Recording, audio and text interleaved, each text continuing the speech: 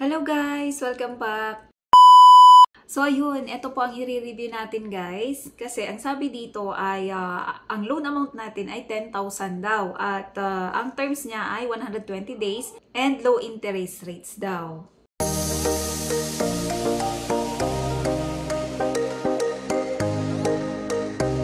So ang loan application na ito guys ay walang iba kundi si Pinoy Peso. So, in-applyan ko na ito at ipapakita ko na lang sa inyo kung ano yung mga fees niya and kung magkano ang interest. After ko na nga nag-apply dito guys, ito yung mga product list nila. So, unlimited fast loans daw. Sabi fast loans daw siya. So, meron ditong VIP Pro na loan amount ay 10,500. So, clinic ko yung apply now. So, nung nag-apply now ako, ang lumabas ay 3,500 pa din at naging VIP 21 and VIP 34 na lang siya. So, clinic ko pa din yung 3,500 na loan VIP at eto na yung loan information natin guys or yung loan details natin. Ang receivable amount na lang natin ay 2,100 kasi meron siyang management fee na 1,400. So, 'di ba sobrang laki nitong management fee niya.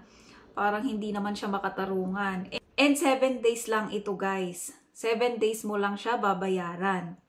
So kung titignan naman natin guys, yung loan information or yung management fee niya, ang interest daw niya ay 25 pesos kasi nga 7 days lang daw siya. And meron siyang account management fee na 137. And platform service fee pa na 344 at risk fee pa na 344 din. And meron pa siyang credit fee na 550. So, yung total niya is 1,400. So, di ba ang laki talaga ng fees na binabawas nitong si Pinoy Peso. So, di ba yung mga legit application na ganito ay hindi ganito yung breakdown or wala silang management fee. Ang meron lang sa kanila ay yung service fee or yung interest na ibabawas doon. Pero hindi ganito kalaki guys. So, hindi naman makatarungan yung mga nilagay nilang ditong mga fee.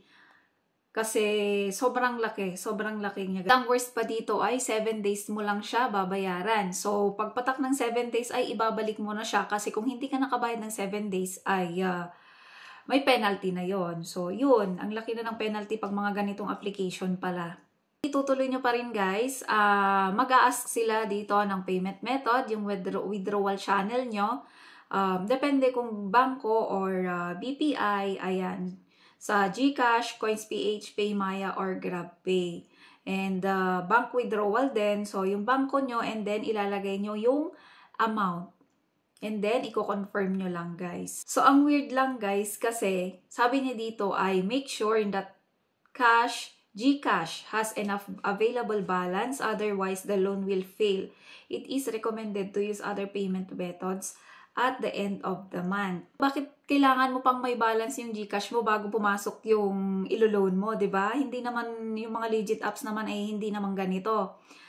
'Di ba parang scam din ito, scam din. Kasi sabi ng SEC na ang mga nagpapaloan ay hindi tumatanggap ng paunang bayad or hindi sila nagpapabayad bago nila ihulog yung pera natin. Pero itong si Pinoy Peso, kailangan daw may balance yung GCash mo. Gusto nyo pa rin itry guys, parehas lang po yung pag-a-apply natin sa mga ibang application, loan application dito sa Pinoy Peso. Parehas na parehas lang din guys, maglalagay kayo ng mga information nyo, yung number, code, and gagawa kayo ng password, ganon, and mag-facial recognition pa rin kayo.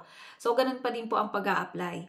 And guys, nakita nyo naman kung paano itong si Pinoy Peso na parang sa akin is hindi siya makatarungan, hindi pa rin siya okay para sa akin.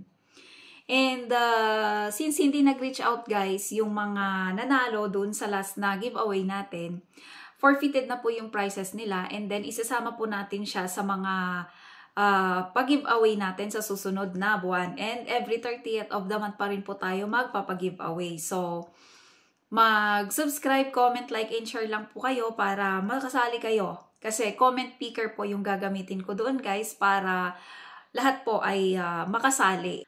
At kung bago ka pa lang sa aking channel, huwag kakalimutang mag-subscribe para ma-update kayo sa mga bago kong mga uploads na kagaya nito. Bye!